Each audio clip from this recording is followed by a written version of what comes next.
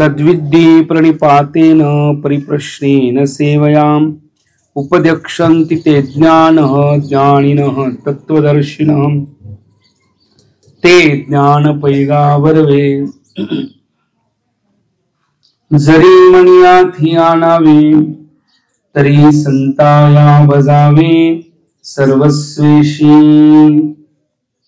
महायोग पीठे तटे भीमरता वरम पुंडलीकाय दातु मुनिंदै समागत तिष्ठन्तमानन्दकन्दं परब्रह्मलिंगं भजे पाण्डुरंगं समशरण सरोजं सान्द्रनीलाम्बुदाभं जगन्निहितपाणि मण्डनं मण्डनानां तरुणतुलसीमाला कंदरं कञ्जननेत्रं सदयदबलहासं विठ्ठलं चिन्तयामि तद्विद्धि प्रणिपातेन परिप्रश्नेन सेवयः उपदेक्षन्ति ते ज्ञानः ज्ञानिनः तत्त्वदर्शिनः।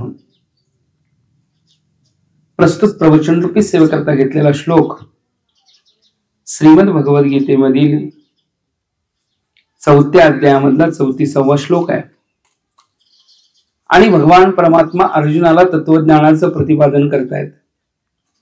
तत्वज्ञान सांगत असताना 4थ्या अध्यायामध्ये भगवान अर्जुनाला तत्वज्ञान प्राप्ती करता अधिकाराची गरज कशी आहे, अधिकारता कशी असावी याचं चिंतन सांगतायत। तत्वज्ञान प्राप्तीमध्ये अधिकाराची आवश्यकता, कोणत्याही क्षेत्रामध्ये अधिकारी असेल तर त्याला ती गोष्ट प्राप्त होते। कोणत्याही क्षेत्रात जाऊ त्याच्याकरता अधिकाऱ्याची गरज आहे। तुकोबराही म्हणतात अधिकार तैसा करू उपदेश साहे ओजे त्यास तेची द्यावी। अधिकार तैसा दावी याला मार्ग चालत आहे मग कळेत। चिंतन असं आहे चंद्राचा अमृत माणसाला सेवन करता येत नाही।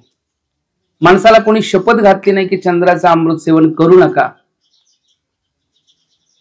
पण माणसाला करताच येत नाही, त्यामुळं तिथं अधिकारी नाही तो, नाही का? माणसाला कोणी शपथ घातली नाही मकरंद सेवन करू नका कमळातला, पण सेवन करता येत नाही कारण तिथं अधिकारता नाही। अधिकारता जीवनात फार महत्वाचा विषय आहे आणि आपल्याला शास्त्र पहिल्यांदा अधिकारी बनायला सांगतं। पहिल्यांदा आपण अधिकारी बनलं पाहिजे, मग आपली योग्यता तयार झाली की आपल्याला जे प्राप्त होतं ते प्राप्त आहेच, फक्त निमित्त मात्र लागतं, एवढाच एक भाग आहे। निमित्त बोधाचा फक्त असतो, प्राप्त होतच, म्हणून अधिकारता पहिली तयार करावी लागेल। तुकोबरा या ज्ञानोबरा ह्या संत हे स्वभावता त्या अवस्थेची प्राप्ती असणारे आहेत। अधिकारता कुणाला प्राप्त करायची आहे? ज्याला त्या दिशेनं जायचं आहे, ज्या मार्गाने जायचं आहे, कोणत्याही मार्गामध्ये जा तुम्ही, तिथं त्याचा त्या मार्गाकडे जाण्याचा अधिकारी लागतो। तसं अर्जुनाला सांगितलंय ते ज्ञान, जे ज्ञान कसं आहे तर उत्कृष्ट आहे। त्या ज्ञानाबद्दल बोलताना वर्णन केलेलं आहे की नहि ज्ञानेन सदृशम पवित्रमे विद्यते। या जगामध्ये ज्ञाना इतका पवित्र आणि काय असू शकेल? ते ज्ञान काय करू शकतं की जे जाणल्यानंतर ये ज्ञात्वा न पुनर्मोहम एवं याससे पांडव, असं ज्ञान आहे की जे ज्ञान जाणल्यानंतर पुन्हा मोहामध्ये पडत नाही माणूस। ज्या ज्ञानानं काय होतं तर सर्व प्रकारचा स्वरूपाच्या अनुभूतीचा भाव तयार होतो, स्वरूपाची प्राप्ती होते, असं ज्ञान आहे। ते ज्ञान प्राप्त करायचं आहे, मग काय करावं, काय करावं लागेल याच्याकरता ह्या श्लोकामध्ये सांगितलंय तद्विद्धि प्रणिपातेन परिप्रश्नेन सेवया। प्रणिपात, परिप्रश्न आणि सेवा। प्रणिपात शरणागत असेल, नमस्कार असेल, नतमस्तक होणं असेल ही प्रणिपात आहे। प्रश्न करणं आहे, प्रश्न करणं म्हणजे प्रश्न विचारणे, आणि सेवा आहे, सेवा करणे। प्रणिपात, परिप्रश्न आणि सेवा तीन जर आपल्या जीवनात जर झाल्या तर उपदेक्षन्ति ते ज्ञान। शिष्यानं गुरुकडे गेल्यानंतर त्या तीन गोष्टी त्यांच्याकडनं घडणं गरजेचं आहे। शरण गेला पाहिजे शिष्य, नाही का? कसा शरण जायचं याचंही वर्णन आहे। तनु मनु जीवे चरणासी लागावी अगरवता करावे दास्य सकळ. तनु मनु जीवे शरणांगत आहे नाही का, प्रणिपातेन. मग शरणांगत होणं काय करतं तर अहंकार संपलेला माणूस शरण असतो. शरण कोणी पण जात नाही. अहंकारी माणूस शरण कसा जाईल? ज्याला अहंकार आहे, मीच सर्वश्रेष्ठ आहे असं जर मानत असेल तर त्याला नम्र व्हायची गरज पडेल का? नाही पडत. याच्याकरता स्वतःचा अहंकार शरणांगत्यमध्ये अहंकार संपतो. आणि म्हणून शरण हा भाव का महत्वाचा आहे? अर्जुन शरण आला का देवाला? देवाने अर्जुनाला तत्वज्ञान सांगायला सुरुवात केली. म्हणजे अर्जुनाला तत्वज्ञान सांगितलेलं म्हणजे अर्जुन पहिल्यांदा शरण आलेला देवाला. देवाला शरण आलता, देवाला प्रश्न केलेला आणि देवाच्या बाबतीत त्याची भक्ती होती, म्हणजे सेवा पण होती देवाची. देवाला तो प्रश्न विचारतोय याचा अर्थ आहे की त्याच्या मनामध्ये देवाबद्दल, अर्जुनांच्या मनामध्ये देवाबद्दल भक्ती आहे, सेवा आहे. भज सेवायाम धातूपासून नाही का भक्ती. म्हणजे तिन्ही रूप त्या अर्जुनाचे आहे. कसा शरण आलता बघा. अगोदर तर काही नाही, अगोदर तर देवाला म्हटलं हा माझा रथ तिथं नेऊन उभा करा. कुठं नेऊन उभा करा? सर्व जे योद्धे ज्यांच्याशी मी लढायचं आहे, जे कौरवांच्या बाजूने जे लढण्याकरता तयार झाले सगळ्यांना मी बघेन. हा याच्याकरता देवाला सांगितलं, देवा त्या ठिकाणी माझा रथ न्या, देवा अच्युता माझा रथ तिथपर्यंत न्या. आणि देवानंही नेला रथ तिथं बरं का. आणि नेल्यानंतर बरोबर मध्यभागी उभा केल्यानंतर अर्जुनानं बघितलं. कोण बघितलं? आपलेच लोक बघितले. भीष्म, द्रोण नाही का, शशूर असेल, सुहृद, हे सुहृद असतील, सासरे असतील, बंधू असतील, भात्र पित्र पितामह केवळ असे सगळे बघितले का. पित्र पितामह, मातुल, भ्रात्री नाही का, हे सगळे बघितल्यानंतर अर्जुनाला दृष्ट्वेमं स्वजनम कृष्णम योत्सम समुपस्थितम सिदंती मम गात्राणी मुकम च प्रशुष्यते. अर्जुन देवाला म्हणतोय की मी या माझ्या स्वजनांना बघितलं, मला आता काय झालंय? सिदंती मम गात्राणी मुकम च प्रशुष्यते भ्रमतीवच मे म्हण. माझं मन भ्रमित झालेलं आहे. कोण म्हणतंय? अर्जुन म्हणतोय माझं मन भ्रमित झालंय. याला कारण काय? मी स्वजनांना पाहिलं, ज्यांच्याकरता आपण हे राज्य सगळं मिळवायचं तेच आता काय आहेत? युद्धाकरता उपस्थित आहेत, युद्धाकरता लढण्याकरता तयार झालेले. म्हणून अर्जुनानं केवळ पाहिलं, बघण्याचा भाव लक्षात आला का? पाहिलं. आणि म्हणून पुन्हा अर्जुनाला जेव्हा गीतेची चिंतनता कशी असते, अर्जुनाचा निश्चय असता तर गीता सांगायची गरज होती का? अर्जुनानं निश्चय केला असता, अर्जुन म्हटलं असता देवा मला युद्ध करायचं नाही, घरी जातो, असं जर अर्जुन म्हटलं असता तरी युद्धाची गरज नव्हती. अर्जुन देवाला म्हटलं असता देवा मला युद्ध करायचं आहे, तरीही गीता सांगायची गरज आहे का? नाही. गीता सांगायची त्याला त्यावेळी गरज नव्हती. आणि गीता सांगायची त्यावेळी गरज पडली नसती जर अर्जुन म्हणला असता मला निश्चय, मला घरी जायचंय. म्हणजे अर्जुनाला गीता सांगायची गरज केव्हा पडली नसती जर त्याचा निश्चय पक्का असता. काय करायचं काय नाही करायचं याबद्दल निश्चय असता तर गीता सांगायची गरज पडली नसती. निश्चय असता युद्ध करणार देवा म्हटला असता तरी गीता सांगायची गरज पडली नसती. आणि म्हटलं असता अर्जुन मला घरी पोचवा, मला युद्धच करायचं नाही असं म्हटलं असतं तरीही युद्ध करायची गरज आहे. पण अर्जुनानं देवाला विचारलेलं आहे शिष्यस्त्वहं शादीमां प्रपन्नम, मी तुझा शिष्य आहे नाही का, मला काहीतरी बोध दे, काहीतरी ज्ञान दे, मी तुझा शिष्य आहे असं कोण म्हणतंय तर अर्जुन म्हणतोय. अर्जुन देवाला म्हणतोय मी तुझा शिष्य आहे. म्हणून या ठिकाणी प्रश्नार्थक चिंतन आहे. मला काय कसं असतं शिष्यस्त्वहं शादीमां प्रपन्नम, मी तुझा शिष्य आहे, मला शिक्षा दे, मला बोध दे. अर्जुनाचा प्रश्न आल्यामुळे देवांनी तत्वज्ञानाला सुरुवात केलेली आहे. त्याच्या पुढं 11व्या श्लोकापासून तत्वज्ञान सांगायला सुरुवात केली. का सांगितलं? कारण प्रश्न आला. का सांगितलं? कारण शरण आला अर्जुन. का सांगितलं? कारण अर्जुनाच्या अंतःकरणामध्ये भगवंताच्या बद्दलची स्नेह भावत आहे, भक्ती भावत आहे. आणि या तिन्ही गोष्टी अर्जुनामध्ये असल्यामुळं देवानी तत्वज्ञान सांगायला सुरुवात केली. ह्याच श्लोकामध्ये समजून जावा. प्रणिपात, परिप्रश्न आणि सेवा 3 शब्द आहेत. प्रणिपात, परिप्रश्न आणि सेवा. प्रणिपात म्हणजे शरणांगतता, नाही का. प्रणिपात म्हणजे तनु मनो जीवे चरणासे लागावे, अगरवता करावे दास्य सकल. प्रश्न करणं, काही लोकांना प्रश्न करणं सोपं वाटतं का? नाही. प्रश्न कसा असतो त्याच्यावर योग्यता कळते. तुम्ही प्रश्न कसा करता त्याच्यावर आपली काय कळते? योग्यता कळते. एखाद्याने विचारला, प्रश्न केला, नाही का, माझे घरातलं व्यवस्थित, सगळं व्यवस्थित राहतील, सगळं बरोबर आहे ना, नाही का, माझा प्रपंच सफल होईल ना, नाही का, आता घर बांधायला काढलंय ते पूर्ण होईल का, नाही का, हे काय झाले प्रश्न. मग ते प्रश्न कुणाकडे जाऊन करायचं? घर पूर्ण होईल का हे प्रश्न कुणाकडे जाऊन करायचे, नाही का. तत्वज्ञानी संतांच्याकडे जाऊन हे प्रश्न केले तर ते आपली योग्यता ओळखतात, आपली योग्यता ओळखतात आणि मग ते सांगतील काय, म्हणले की प्रश्नावरून योग्यता कळाली की हे अजून कुठल्या अवस्थेला पोहोचलेले आहेत, साधनतेमध्ये अजून कुठं पोहोचलेले आहेत, म्हणजे अधिकार तैसा करू उपदेश, नाही का. त्या संतांकडे गेल्यावर काय प्रश्न करावे ते करून चालतील का प्रश्न? असे सामान्य करायची गरज नाही प्रश्न. संतांना प्रश्न करायचे असतील तर मोठेच करावे लागतील. कायमी उद्धार पावेन, काय कृपा करील नारायण, ऐसे तुम्ही सांगा संतजन, करा समाधान चित्त माझे. कोणाला प्रश्न करायचे महाराज? संतांना. करा समाधान चित्त माझे, काही खंडईल कर्म, पारुषतील धर्माधर्म, कासियाने ते कळेल वर्म, म्हणून श्रम वाटत असेल. हे प्रश्न संतांना करायचे, नाही का. का माझा वरचा मजला कवा पूर्ण व्हायचा? हे संतांना प्रश्न विचारण्यासारखे नाहीयेत, विचारू नये, कारण त्यांची योग्यता श्रेष्ठ आहे.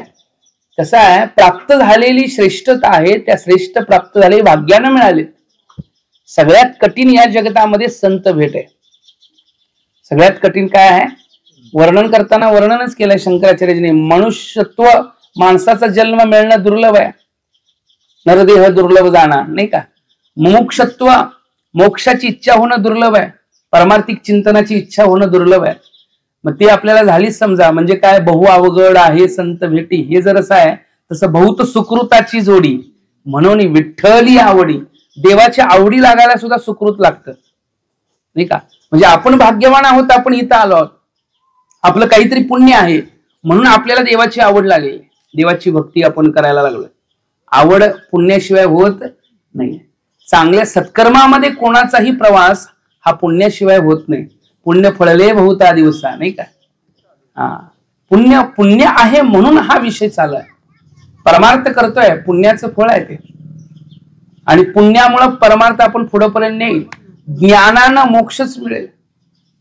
ज्ञानानं काय मिळणार? शेवटी मोक्षच आहे. मोक्ष देईल ज्ञान, या बोला किरण यान. पण ते थारे असे मन शुद्ध व्हा. म्हटलं मन शुद्ध असलं मोक्ष ज्ञान देणारच. हातात टॉर्च घेतली की ती प्रकाश दाखवणारच, पुढे अंधार घालवणारच, बरोबर ना. अंधार घालवण्याचं काम टॉर्च करतच. मग त्या हातात टॉर्च कुणी घेतले हे बघत नाही. लहान मुलाने घेतली असली तरी पुढे काय करणार? ते अंधार घालवणार. मोठ्या माणसानं घेतलंय तरी ते काय करणार? अंधार घालवणार. कारण ते बघत नाही की लहानाने घेतले का मोठे, त्याचं काम ते करणार, नाही. त्याचं काम जसं करणार तसं मोक्ष ज्ञान देणारच, देतच. मोक्ष देईल ज्ञान. पण इथं अधिकारी बनायचं आहे आपल्याला. मोक्ष ज्ञान मिळवण्याकरताचा अधिकारी. मग तो अधिकारता कशी येईल? त्याचा काहीतरी क्रम आहे, काहीतरी नियम आहे. कशातरी कसंही गेलो संतांच्याकडून तो बोध ऐकायला, संत बोध करायला तयार आहेत का? असं झाले की संत आपल्याला बोध करत नाहीत. तुम्ही शरण आलात तरच तुम्हाला बोध केला जाईल असं म्हणतात का संत? नाही. तुम्ही प्रश्न केला तर तुम्हाला बोध करायला तयार आहे. प्रश्न करणं पण आपल्या करता आहे, शरण जाणं पण आपल्या करता आहे. प्रश्न केला तर योग्यता कळेल संतांना आपल्याला काय सांगायचंय. शरण गेलं तर आपल्यामधली नम्रता कळेल. नम्रता झाली तर काय होईल? अंतकरण शुचिरभूत होईल. शुद्ध झालेलं अंतकरण ज्ञान लवकर प्राप्त करून घेईल. अंतकरण शुद्ध झालं तर काय करतं? ज्ञानाची प्राप्ती सहज होईल. कारण काय की नम्रता काय करते? विद्या विनय संपन्न. विनय हा विद्यावानाकडे असतोच, नाही का. विद्यावानाकडे विनय असतो. आणि असे पंडित लोक असतात ते ब्राह्मणे गवे असतील सुनीचैव स्वपाकेच पंडिता समदर्शना. नम्रतेचा भाव अंतकरणात असावा लागतो. नम्र झाला भूता तेने कोंडिली अनंता. बघा वरती एखादा माणूस डोंगरावरती आपण वर जायला लागलो, जात असताना माणूस झुकून चालतो, वाकून चालतो का कसं चालतो? डोंगरावरती जायचंय म्हणलं वाकूनच जातो नाही. आणि खाली उतरताना नाही का, खाली उतरताना जर वाकून चालायला लागला तर कोलाटी उडीत खाल्ली म्हणून समजून जावा. अर्थ कळाला का बघा? याचा अर्थ आहे की ज्याच्या जीवनात उच्च अवस्थेला जायचंय, ऊर्ध्व अवस्थेला, खरंच मोठं व्हायचंय, खरंच आपल्याला खरंच ज्ञानी व्हायचंय, खरंच श्रेष्ठ व्हायचंय, तर आपल्या जीवनामध्ये आपण नम्र असणं गरजेचं आहे. हा तिथला भाव आहे. आपल्यामध्ये नम्रता फार महत्वाचा विषय आहे. मी किती श्रेष्ठ आहे हे दाखवण्यापेक्षा माझ्याकडे काय कमी आहे आणि मला त्या कमतरतेची म्हणजे त्यातल्या त्या ज्ञानाची कमतरता आहे हे दाखवता आलं पाहिजे. श्रेष्ठ आहे हे कोणालाही सांगता येईल. ज्ञानी आहे त्यालाच श्रेष्ठता स्वतःची सांगता येते का अज्ञानाला पण सांगता येते मी किती श्रेष्ठ आहे बघा? नाही का? ज्ञानी श्रेष्ठ आपला मोठेपणा सांगायला ज्ञानाची गरज आहे काय? कारण आपल्याला माहित आहे आपण किती मोठे. जेव्हा मोठा ज्ञानी असेल तरच तो आपली मोठेपणा सांगेल, असं आहे का? लहान असणाऱ्याला मोठा माणूस पण मोठेपणा आपला सांगेल कारण त्याच्याकडे माहित आहे त्याला मोठेपणा आहे. पण लहान सुद्धा सांगू शकतो त्याच्याकडे असणारे गुण सांगू शकतो की नाही? गुण सांगू शकतो. पण असं आहे की चातुर्य लपवी महत्व हरवी पिसे पण मिरवी जनामाची. संत वास्तविक मोठे असतात पण ते आपला चातुर्यपणा लपवतात.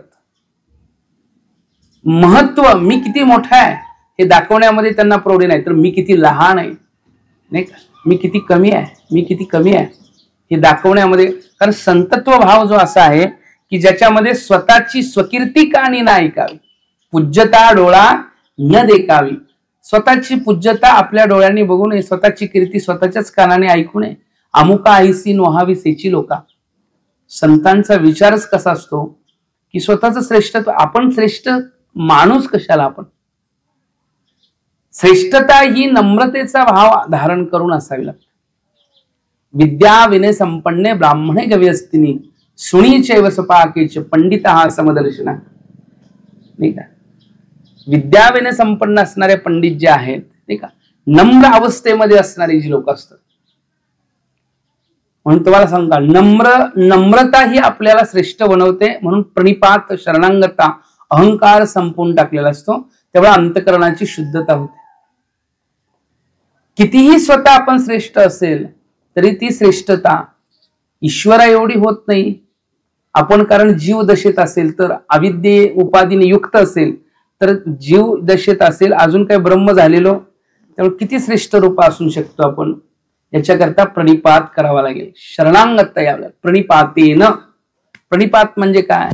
शरणांगता. कशी? तनु मनु जीवे चरणासी लागावे अगर्वता करावे दास्य सकळ ही ओवी तिथे सांगितलेली. त्याच्याकरता परिप्रश्नेन प्रश्न करावा लागेल.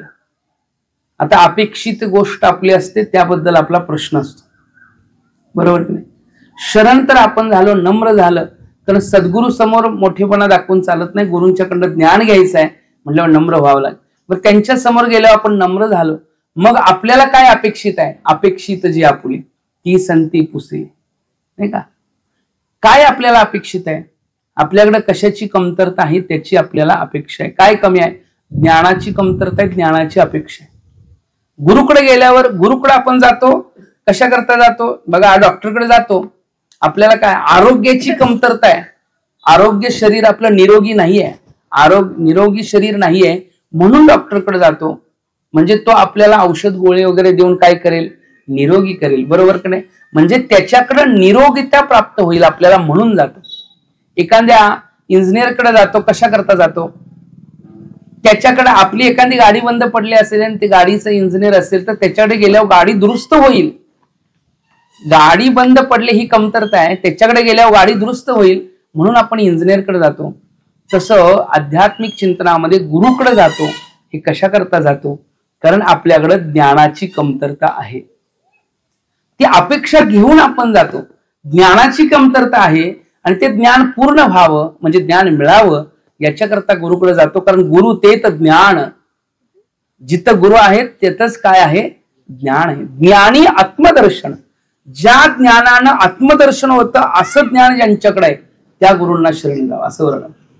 दर्शनी समाधानातील गुरु तिथं ज्ञानच आहे. गुरुविना अनुभव कैसा कळे, हरिपाठात काय वर्णन आहे, गुरुविना अनुभव कैसा कळे. गुरुशिवाय ज्ञान कसं कळेल. गुरु आहे म्हणजे ज्ञान आहे आणि ज्ञान आहे म्हणून त्यांचं नाव गुरु आहे नाही का. ज्ञानी आहेत गुरु. गुरुविना अनुभव कैसा कळे म्हणून गुरुला शरण जाण्याचं सांगितलं नाही. संतांच्या संगतीमध्येच मनाला मार्ग मिळेल. संतांची संगती मनोमार्ग, संत तेते विवेका असणे, गुरु तेत ज्ञान. अशा गुरूंना अशा संतांना काय आहे जाऊन प्रश्न करावा लागेल. कशा करता, अपेक्षित गोष्टी करता. मला ज्ञान पाहिजे. कोणता प्रश्न करायचा आहे, ज्ञानाची प्राप्ती करण्याकरताचा प्रश्न आहे आणि तो प्रश्न केल्यानंतर मग अपेक्षित जे आपले नाही का ती संती पुसले. मग काय झालं, जे जेने अंतकरण बोधले संकल्पाने, अंतकरणाला असा बोध झाला की ती अंतकरण आता संकल्पावर येत नाही. म्हणजे ज्या अवस्थेला मन स्थिर झालं गेलं, संकल्परहित अवस्था म्हणजे मनाची स्थैर्यता, बरोबर ना. संकल्परहित अवस्था म्हणजे मनाची काय आहे, स्थैर्यता आहे. कारण संकल्पना कल्पना, कल्पनेची सासू हिचा भूतची जाचू असं वर्णन केलं. म्हणून नामदेवराय प्रार्थना करताना सांगतात की कल्पनेची बाधा न हो कवणे का, ही संत मंडळी सुखी असते. अंतकरणाच्या अत्यंतिक स्थैर्यते करताचे ज्ञान प्राप्त होतं. ते ज्ञान प्राप्त झाल्यावर अंतकरण एवढं स्थैर्य होतं की अंतकरण ज्या बोधानं अंतकरण संकल्पालाच येत नाही पुढे. आता एवढं स्थिर झालं एवढ्या अवस्थेला. पुढे त्या ज्ञानाचं वर्णन करताना यज्ञात्मान पुनर्मोहम मेवम यासे पांडव येन भूतान शेषेन दक्षात्मन तोमयी. असं ज्ञान प्राप्त झाल्यानंतर पुन्हा पुनर्मोहाला प्राप्त होत नाही माणूस. त्यामुळे ते ज्ञान मिळावं याच्याकरता त्यांना शरण गेलो, त्यांना प्रश्न केला आणि त्यांची सेवा केली. कोणाची सेवा केली, त्यांची सेवा केली. सेवा केल्याशिवाय काय प्राप्त होतो. सेवा कशाला म्हणायचं, निरपेक्ष सेवा केली जाते. निरपेक्ष त्यांच्या प्रती कर्म केले जाते. भगवंताची भक्ती केली तर अपेक्षाकृत असेल काहीतरी मिळावं असे पण भक्त आहेत. पण ते भक्त कसे आहेत बघा, अर्थार्थी जिज्ञासू आणि ज्ञानी. भक्तांची 4 प्रकार सांगितले. अर्थ आहेत, अर्थार्थ आहेत, जिज्ञासू आहेत, ज्ञानी आहेत. प्रत्येकाच्या इच्छा अपेक्षा वेगवेगळ्या आहेत. पण श्रेष्ठ कोण आहे, एक ज्ञानी हा तो आत्मा माझा. माऊली वर्णन करताना म्हणतात ज्ञानी किती श्रेष्ठ आहे. तर ज्ञानाची अपेक्षा करून गेलो तर गुरु ज्ञान देतात. सेवा करावी लागेल. सेवा केल्यानंतर काय होतं, संत आपल्याला सेवेची संत अपेक्षा करत नाहीत, पण आपला अधिकार तयार होण्याकरता आपण सेवा करावी. बरं का, एक लक्षात घ्या, गुरुची सेवा ज्ञान मिळावं म्हणून करावी. गुरुची सेवा ज्ञान मिळावं म्हणून करावी. ज्ञान मिळाल्यानंतर सेवा का करावी, तर त्यांच्यामुळे मिळालं म्हणून करावी. नाही का, क्रम कळाला का. गुरुची सेवा ज्ञान मिळावं म्हणून करावी. ज्ञान मिळाल्यानंतर सेवा का करावी, तर त्यांच्यामुळे ज्ञान मिळालं म्हणून त्यांची सेवा करावी. नाही का, गुरु तेत ज्ञान. कारण गुरु कसं देतात, फार सहज बोलतात. सहज बोलणे हित उपदेश करुणी सायास शिक. सहज बोलून ज्ञान देतात. ज्ञानाकरता ते कष्ट करत नाहीत. ज्ञान म्हणजे त्यांच्याकडे ज्ञान आहे, देण्याची पण कला आहे, देण्याचं त्यांच्याकडे शास्त्र आहे, देण्याचं त्यांच्याकडे तत्व आहे. त्यामुळं संत बोध करताना असा बोध करतात, साधू बोध झाला तो नुरुनिया ठेला. एकदा का त्यांचा बोध झाला की तो आता शिल्लक राहिला असं म्हणता येईल काय, अजिबात नाही. अशा प्रकारचा शिल्लक राहिला म्हणजे काय, संपला असं नाही बरं का. नुरोनिया ठेला, साधू बोध झाला तो नुरोनिया ठेला. ठाई समोराला अनुभव. संतांचा बोध झाला की की आता जी द्वैताची भावरूपता पहिली होती, ती अज्ञानानं जो पण काही व्यवहार होता तो सगळा निवृत्त झाला. स्वरूपाच्या ठिकाणी अत्यंतिक स्थिरतेचा भाव हा संतांचा बोध होईल. पण त्याच्याकरता सेवा, बर का, सेवा आपल्याच करता आहे, संतांकरता. संतांना काय सेवेची अपेक्षा नाही, पण संत सेवा केल्यामुळे आपलं अंतकरण शुद्ध होईल. आपल्या अंतकरणाच्या शुद्धीकरता सेवा नियम आहे. तर अंतकरणाची स्थिरता आणि अंतकरणाची शुद्धता दोन्ही गोष्टी गरजेच्या. चंद्राचं प्रतिबिंब पाण्यात पडतलं असेल तर ते चंद्राचं प्रतिबिंब आपल्याला दिसावं असं वाटत असेल तर काय करावं? एक तर चंद्राचं प्रतिबिंब पाण्यात पडलेलं असेल ते आपल्याला दिसावं असं वाटत असेल तर पाणी स्थिर असावं लागेल. पाणी जर खळाळत असेल तर चंद्राचं प्रतिबिंब दिसत नाही. आणि दुसरी गोष्ट म्हणजे चंद्राचं प्रतिबिंब पाण्यात दिसावं असं वाटत असेल तर पाणी स्थिर आहे, पण पाणी गढूळ असेल तरीही चंद्राचं प्रतिबिंब दिसणार. याच्याकरता पाणी स्वच्छ असावं लागेल, पाणी स्थिर असावं लागेल आणि पाणी स्वच्छ असावं लागेल. तेव्हा जसं चंद्राचं प्रतिबिंब आपल्याला प्रतीतीला येईल पाण्यामध्ये, तसं अंतकरण स्थिर असावं लागेल आणि अंतकरण स्वच्छ असावं लागेल. तेव्हा आत्मबोध आपल्याला अनुभवायला येईल. अंतकरण स्थिरही लागेल, अंतकरण स्वच्छही लागेल. या दोन्ही करता शास्त्राने सांगितले मल आणि विक्षेप. मल म्हणजे मना निश्चित कर्माची वासना, मल नावाचा दोष, आणि विक्षेप म्हणजे मनाची चंचलता. हे दोन्हीही गेलं की अधिकाराच्या दिशेने आपण तयार झालो. त्यामुळे गुरुच्याकडे जायचं असेल तर आपल्याला अंतकरण सुचिरभूत करून जावं लागेल. कसं जावं लागेल? अंतकरण शुद्ध करून जावं लागेल. शुद्ध झालं, सुचिरभूत झालं, नम्र झालं, सेवेचा परिणाम आहे. कशाचा परिणाम आहे? सेवेचा. तनु मनु जीवे चरणासी लागावे, अगर्वता करावे दास्य सकळ. गर्व रहित दास्यता. मी करतोय हा भाव पण दास्यतेमध्ये नको. काय होतं की आपण सेवा करतो पण केलेल्याचा अहमपणा पण काही लोकांमध्ये जर असला नाही का, मग आपल्या काही लोकांमध्ये, सगळ्यांमध्ये, पण तो अहंकार असला तरी ती सेवा म्हणता येत नाही. तुम्ही सांगा, तुम्ही जर खरंच तर या ठिकाणी केलेलं पुण्य आहे ते जर प्रत्येकाला सांगत राहिला तर त्या पुण्याचं फळ मिळालं का?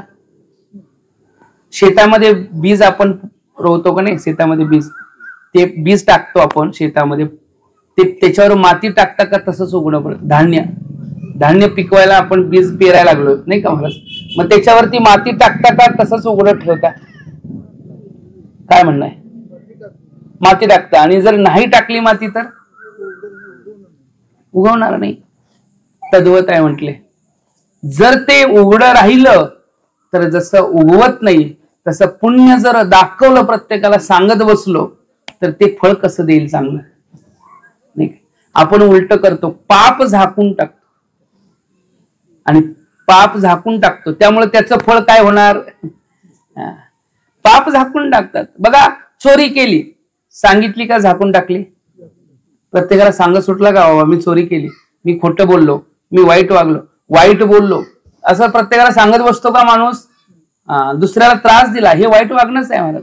मग असं आपण त्याला सांगत बसत नाहीये, सांगत बसत नाही म्हणून ते झाकलं गेलं.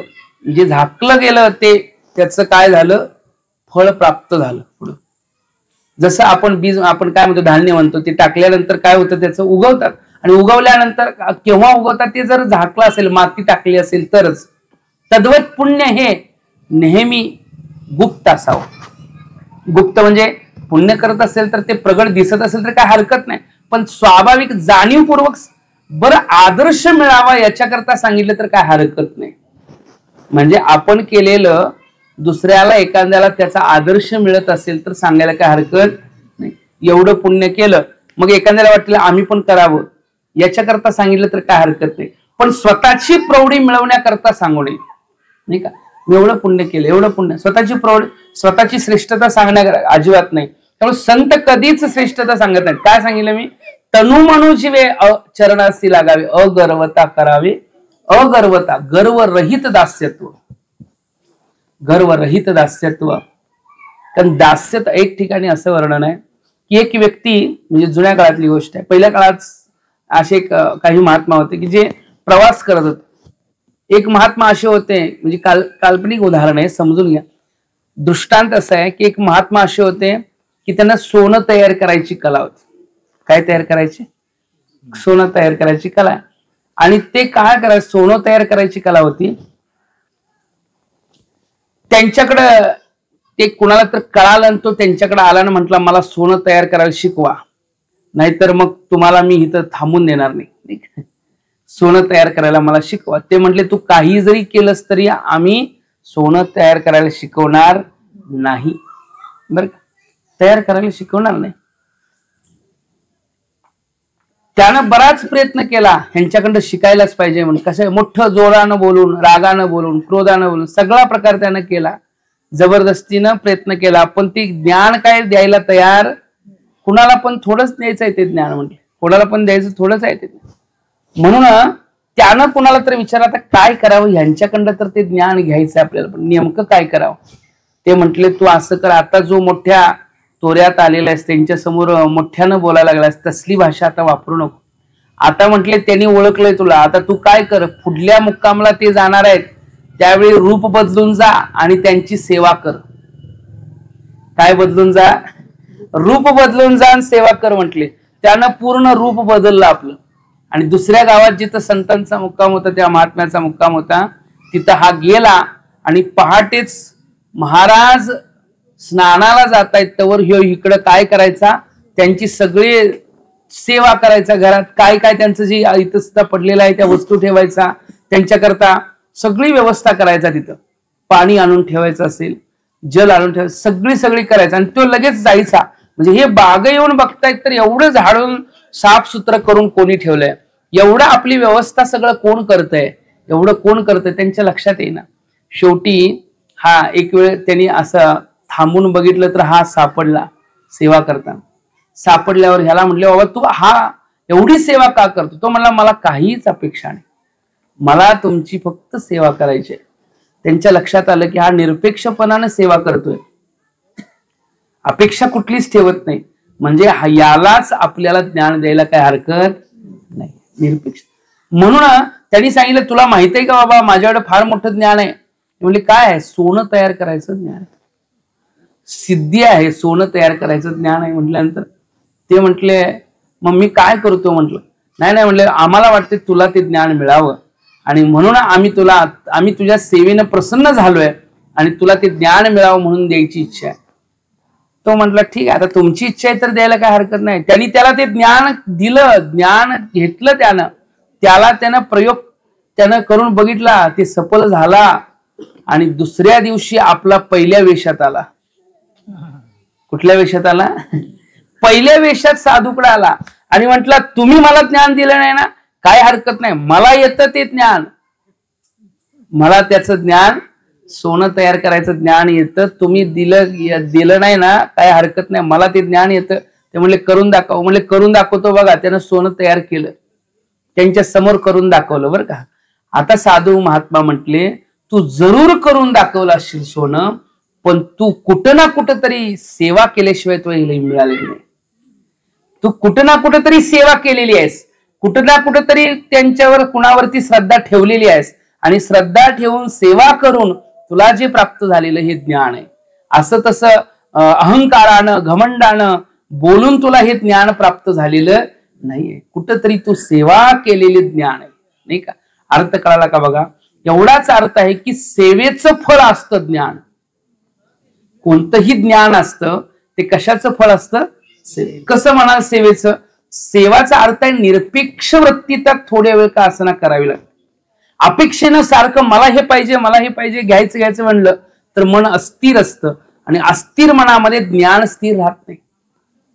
तेव्हा ज्ञानाची स्थिरता, ज्ञान प्राप्त व्हायचं असेल तर नम्र असावं लागेल, सेवा करावी लागेल, निरपेक्ष भाव मनात धारण करावा लागेल. त्यावेळी अंतकरणाची शुद्धी होते आणि शुद्ध अंतकरणामध्ये ज्ञान प्रगट होते. मग ते ज्ञान संत बोध करतात, ते ज्ञान आपल्याला मिळतं. कोण बोध करतात? हे कोणाकरता करावं याचं वर्णन पुढल्या ह्याच्यात सांगितलंय. उपदेक्षन्ति ते ज्ञान ज्ञानिनः तत्वदर्शिन. ते ज्ञानी आणि तत्वदर्शी त्याचा उपदेश करतील. कोण उपदेश करतील? त्यांचं स्वरूप काय? ते ज्ञानी आहेत, ते तत्वदर्शी आहेत. तत्वाचं दर्शन म्हणजे अनुभव असणारे आहेत आणि ज्ञानी आहेत असे महात्मे. तसे महात्मे भेटणं जरा अवघडच असतं नाही का. ज्ञानी आणि तत्वदर्शी आपल्या भाग्यानं भेटत असतात, पण ज्ञानी आणि तत्वदर्शी महात्मे भेटणं अवघड आहे. ज्ञानी म्हणजे अन्य कोणते ज्ञान नाही, तर ज्या ज्ञानानं आत्मदर्शन होतं असं ज्ञान. कुठल्या ज्ञानाबद्दलचा विषय चाललेला आहे, कोणत्या ज्ञानाचा अनुभव त्यांना आहे, ज्या ज्ञानाच्या प्राप्तीमुळं ती ज्ञान प्राप्त केली की पुन्हा काहीच प्राप्ती करण्याची इच्छा राहत नाही, त्याचं वर्णन केलं. यज्ञात्वा ज्ञेय भूयण्य ज्ञातव्यम अवशिष्यते.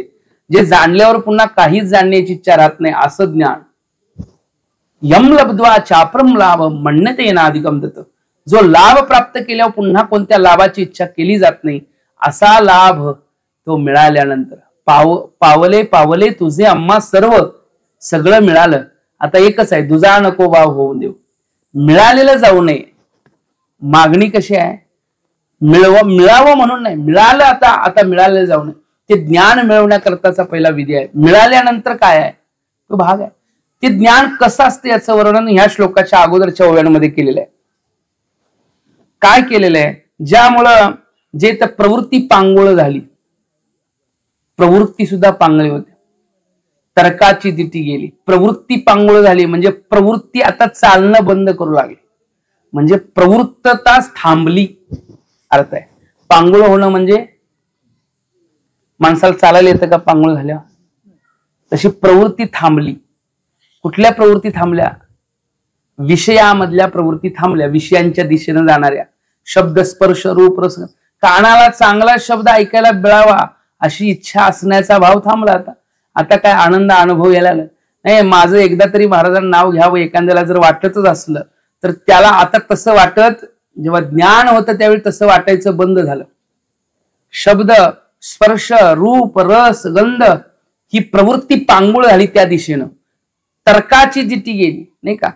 बघा काय काय वर्णन केलेलं आहे मागल्या ओव्यांमध्ये. प्रवृत्ती पांगुळ झाली, तर्काची दिटी गेली, जे इंद्रिय विसरली, विषय संगो, इंद्रियांनी विषय संग विसरला नाही का.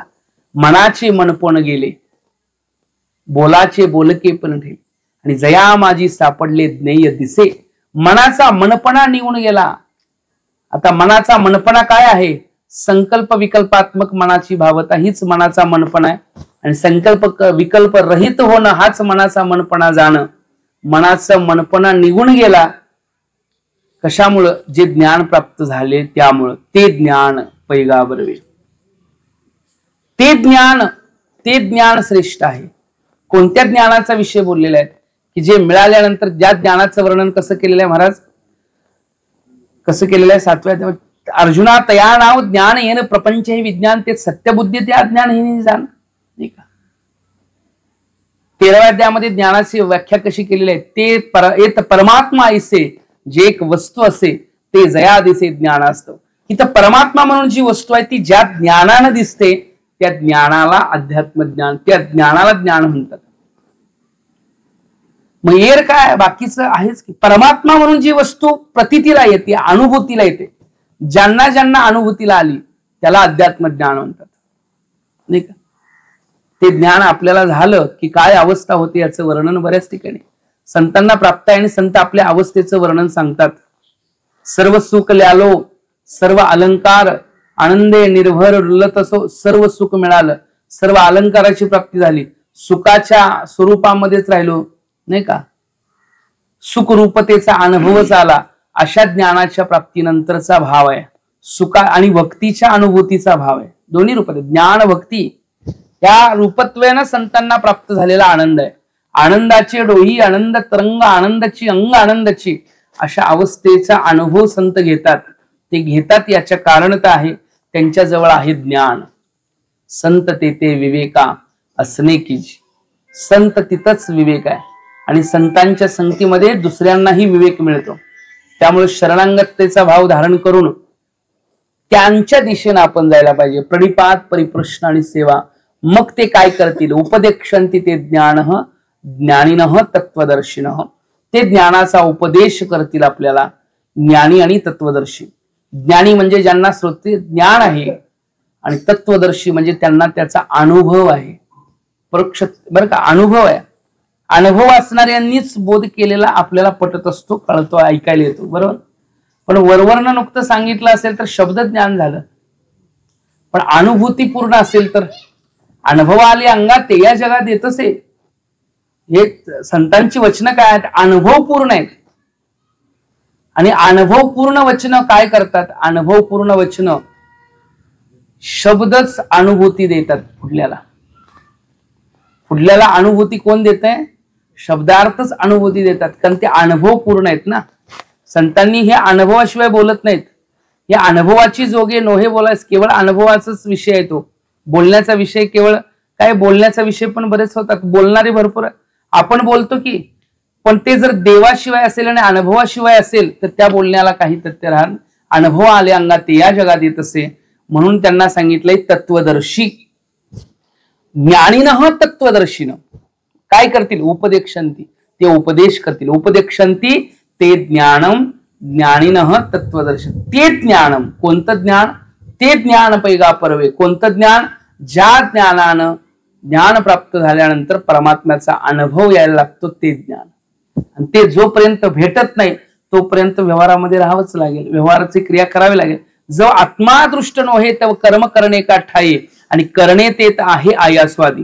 जो परमात्मा स्वरूपतेचा अनुभव नाही तोपर्यंत व्यवहारातले विधी निषेधाचा भाव तयार आहे. निषेधाचा त्याग करावा, विधीचं पालन करावं. विधी ते पाळीत, निषेधा ते गाळीत, आणि मज देऊनी जाळीत कर्मफळे. ह्या व्यवहार आपण करावा. कुठपर्यंत, जो निरार्थता नाही तर व्यापारासे पाही, की संतुष्टीच्या ठाई खुंटे सज. एकदा संतुष्टी झाली की मग व्यापार खुंटतो. कोणता व्यापार, सुखप्राप्तीच्या व्यवहारातला व्यापार खुंटतो जेव्हा संतुष्टता. कसा, जेवणाचा व्यवहार आपण कुठपर्यंत करतो, काय म्हणणं, ताट पुढे ठेवलंय, जेवायला लागलो, कुठपर्यंत जेवणाचा व्यवहार चालतो. व्यवहार म्हणजे कर्म, कुठपर्यंत व्यवहारात चालतो, कर्म करोपर्यंत, पोट भरोपर्यंत. असं म्हणतो ना आपण, पोट भरोपर्यंत म्हणणं बरोबर का संतुष्ट होऊपर्यंत म्हणणं, नाही का. पोट भरोपर्यंत काय काय अशा आहेत की पोट भरलेलं पण कळत नाही, काय नाही एवढं खातात, अजून चालूच आहे अजून नाही का. पोट भरूपर्यंत म्हणावं का संतुष्ट होऊपर्यंत, संतुष्टता. पण ती संतुष्टतेच्या दिशा कशा आहे बघा. संतुष्टेच्या दिशेनं आपला प्रवास कसा आहे, जेवताना, जेवतानाचा प्रवास असा आहे की पहिल्या घासाला संतुष्टताच्या दिशेनं प्रवास चालू झाला. पहिला घास तोंडात टाकला, जेवढी क्षुधा होती, जेवढी भूक होती ती पहिल्या एवढी राहिली नाही, कमी झाली. दुसऱ्या घासाला त्याच्यापेक्षा कमी झाली, तिसऱ्या घासाला त्याच्यापेक्षा कमी झाली. असे खात गेलो खात गेलो खात गेलो. जेव्हा संतुष्टता झाली की आता भूक पूर्ण संपली, बरोबर ना. आता आता जी एक्स्ट्रा चालू आहे ती लोक म्हणतात स्नेहानं वाढतोय आम्ही, तेवढं घ्या की जरासं. वाढणं पुन्हा चालू आहे ते कसलं आहे. एखादं जेवताना लोक म्हणतात अहो पोट भरलं बास, आता नको, नाही नाही नाही आमच्या करता घ्या जरास. मग आता हितनं पुढं खाणं कसलं झालं ते आमच्या करता, स्नेहा करताचा भाव, बरोबर ना.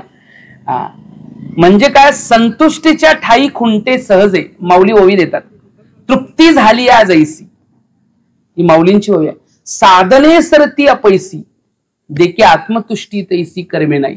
तृप्ती झाल्यानंतर साधनं बाजूला जातात, तसं आत्मसंतुष्टी झाल्यानंतर कर्म व्यवहारामध्ये आहे काय नाही काय हा भाव राहत नाही.